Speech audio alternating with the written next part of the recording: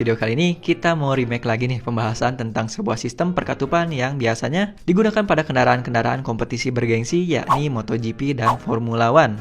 Sebuah mahakarya yang menjadi racikan utama mesin-mesin mereka agar bisa bertenaga. Di mana, seperti yang kita lihat, teknologi ini, pneumatic valve spring, merupakan sebuah teknologi yang memiliki tujuan untuk menggantikan kehadiran sistem perkatupan tradisional yang masih mengandalkan pegas atau spring. Karena pasti kawan-kawan semua udah tahu, kalau steel spring itu memiliki banyak sekali problem jika kita berbicara antara performa dan juga efisiensi. Contohnya, pada penggunaan spring keras, biasanya cenderung akan membebani kinerja mesin di RPM rendah. Ataupun sebaliknya, pada saat menggunakan spring yang terlalu lembut, maka akan menyebabkan terjadinya valve floating pada RPM tinggi. Wait, sampai sini pasti bakalan ada yang bertanya, valve floating itu apa sih? Untuk kawan-kawan yang belum tahu, valve floating adalah kejadian di mana spring terlambat merespon bentuk cam profile yang mengakibatkan valve tidak mampu menutup dengan cepat dan juga rapat pada range RPM tinggi. Dan tentunya kondisi ini dapat berimbas pada performa mesin dan juga konsumsi bahan bakar yang sangat tidak ideal. Karena sudah pasti akan ada bahan bakar segar kembali menuju saluran intake ataupun kabur menuju saluran exhaust. Contohnya, kita bisa ambil kejadian backfire.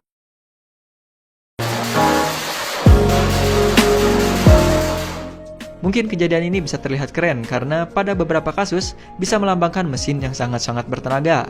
Tapi jika kita tinjau dari perspektif lain, itu merupakan sebuah kegagalan sistem karena menunjukkan bahwa masih banyak bahan bakar segar yang dapat terbakar di jalur exhaust. Tapi sebagai catatan juga nih, penyebab backfire itu bukan cuma masalah katup aja, oke? Karena masih banyak faktor-faktor lainnya juga, seperti berikut ini.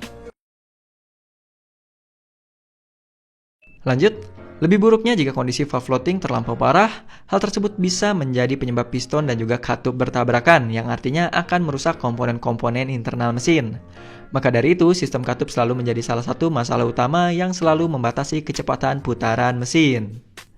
Jadi untuk kawan-kawan yang bingung dan sering bertanya, kenapa sih kendaraan harian RPM-nya nggak dibikin setinggi kendaraan sport? Ya, disinilah salah satu masalahnya, bukan lain konfigurasi valve system. Tapi tentunya bukan berarti kendaraan dengan RPM rendah itu buruk ya. Karena setiap kendaraan punya fungsi dan tujuannya masing-masing. Nah, kembali lagi ke inti pembahasan tentang pneumatic valve.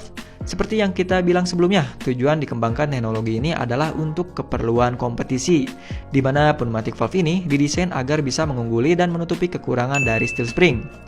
Teknologi ini sendiri pertama kali dikembangkan oleh perusahaan otomotif yakni Renault dan mulai diperkenalkan kepada publik di tahun 1986 pada ajang kompetisi bergengsi F1 yang disematkan pada mesin mereka yaitu Renault EF-Type. Dan setelah pengembangannya selama 3 tahun, Renault akhirnya berhasil membuktikan kesuksesan dari teknologi penemuannya ini dengan menjadi juara pada kompetisi Formula One. Well, melihat prestasi yang Renault dapatkan, sudah sewajarnya teknologi ini menjadi daya tarik yang menarik bagi para pabrikan-pabrikan lainnya. Mulai dari Aprilia yang mencoba memberanikan diri untuk menggunakan teknologi ini pada ajang kompetisi MotoGP di tahun 2002. Dan disusul juga oleh pabrikan lainnya kecuali Ducati yang masih setia dengan Desmodromic pada motor kesayangannya Desmo CDC GP. So, pneumatic valve spring inilah yang menjadi cikal bakal juga terlahirnya camless piston engine, atau yang lebih dikenal dengan sebutan pre-valve, padahal pre-valve itu merupakan nama dagang dari anak perusahaan Koenigsegg. Oke, itu dia sedikit sejarah dari pneumatic valve spring. Sekarang kita lanjut ke part konstruksi dan juga sistem kerjanya. Part dan juga konstruksi pneumatic valve spring.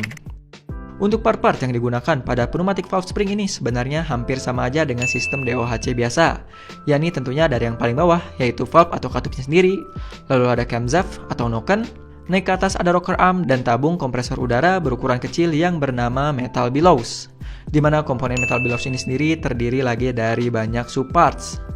Selanjutnya di bagian luar camshaft ada tabung reservoir berisi nitrogen dan juga saluran pipa yang berfungsi untuk menghubungkan tabung reservoir ini menuju metal bellows.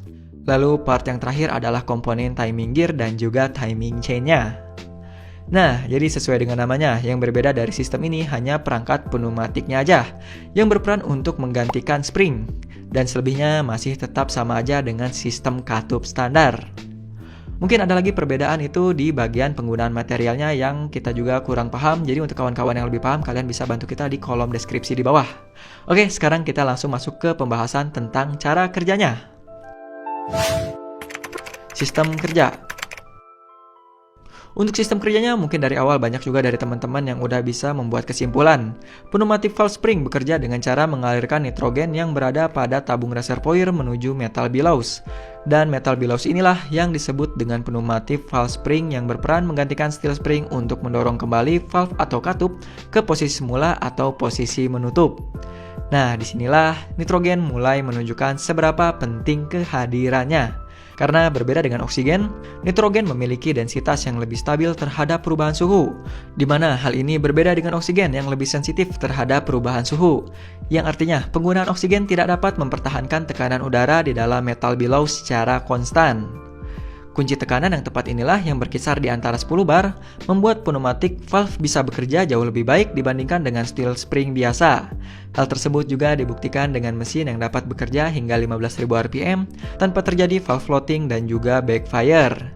3.000 rpm lebih tinggi dibandingkan dengan titik kerja maksimal steel spring, yang artinya lebih dari 13.000 rpm steel spring akan mengakibatkan terjadinya backfire.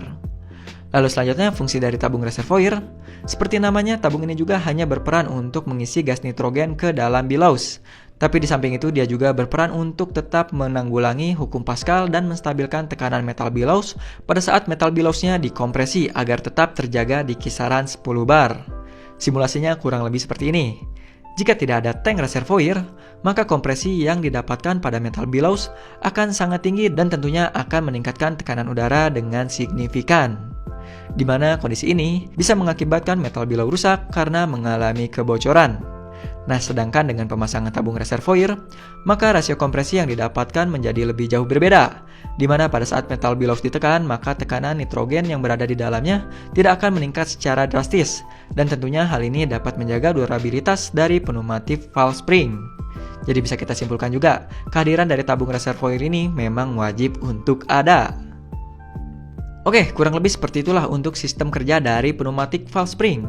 Sekarang kita tinjau juga dari segi keunggulan dan juga kerugian sistem pneumatic valve spring ini. Kalau dilihat dari keunggulannya, memang nitrogen akan lebih stabil jika dibandingkan dengan steel spring.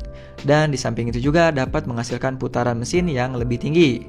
Hal ini dikarenakan gas memiliki sifat yang lebih ringan jika ditekan dan dapat merespon bentuk cam profile dengan lebih baik jika dibandingkan dengan steel spring. Tapi jika kita tinjau lebih dalam, tentunya pneumatic valve spring juga memiliki banyak kekurangan. Mulai dari part-partnya yang lebih banyak, proses assemblanya yang lebih memakan waktu menjadikan biaya produksinya juga jadi lebih tinggi. Tapi wajar juga sih, karena kalau kita bandingkan dengan satu per baja versus komponen terintegrasi seperti pneumatic valve spring, belum lagi tambahan dengan penggunaan gas nitrogen yang tentunya rentan mengalami kebocoran, menjadikan biaya maintenance dari sistem katup ini sangat-sangat tinggi, karena harus melakukan pengecekan, penggantian part, dan juga pengisian nitrogen secara berkala. Nah, itulah alasan mengapa banyak sekali mekanik, engineer, serta antusias yang menyimpulkan kecil kemungkinan teknologi ini bisa diaplikasikan secara massal, apalagi untuk kendaraan kelas menengah. Namun berbeda cerita kalau memang kalian bergerak di bidang kompetisi dan bisa melakukan custom. Kita rasa pneumatic valve spring ini bisa menjadi opsi yang sangat-sangat keren untuk proyekan kawan-kawan suhu sekalian. Dan itu dia informasi yang bisa kita berikan mengenai pneumatic valve spring yang merupakan saingan utama dari Desmodromic dan juga cikal bakalnya dari Prevalve.